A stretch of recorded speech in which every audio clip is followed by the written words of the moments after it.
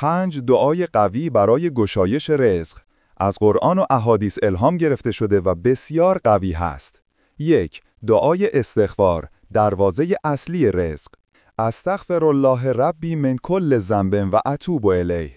استغفار نه تنها گناه را پاک می کند، بلکه درهای بسته روزی را باز می کند. در قرآن آمده: اگر استغفار کنید آسمان را بر شما پرباران و رزق را گسترده می کند. هر کس روزی 100 بار بخواند، رزقش برکت می گیرد، مشکلها آسان می شود و کارها روان می شود. 2. دعای یونس علیه السلام، آزاد کننده گره ها. لا اله الا انت سبحانک انی کنت من الظالمین. این دعا مخصوص زمانی است که انسان در تنگی، فشار مالی، بدهکاری یا بنبست قرار گرفته باشد. این ذکر قفل‌های سخت را باز می کند، چون دعای یک پیامبر در دل تاریکی بود و خداوند پاسخ داد.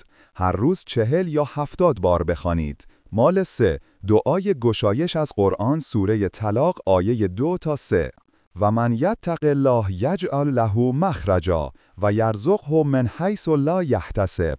این آیه خودش یک معجزه رزق است. هر کس این آیه را با یقین و توکل بخواند، خدا برایش از جایی که فکر نمی کند روزی می رساند.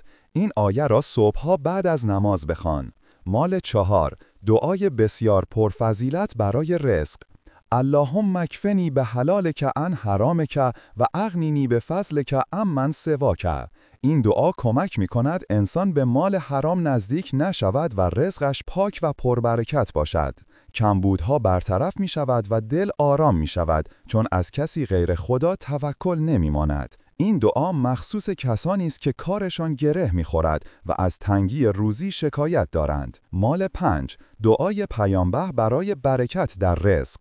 اللهم بارک لی فی رزقی و وسع علی من فضلک و اغفر لی ذنوبی. این دعا رزق را زیاد، پاک و با برکت می کند، چون 3 چیز را با هم می خواهد. 1. زیاد شدن روزی. 2. آسان شدن روزی. 3. پاک شدن گناه ها که مهمترین مانع رزق است.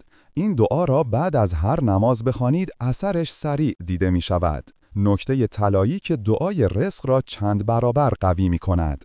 ترک حرام، صدقه چند افغانی هر چند کم، احترام به پدر و مادر، نماز صبح با جماعت و گفتن روزانه حسبی الله لا اله الا هو. اینها درهای رزق را باز می کند حتی اگر تمام دنیا برات بسته شده باشد.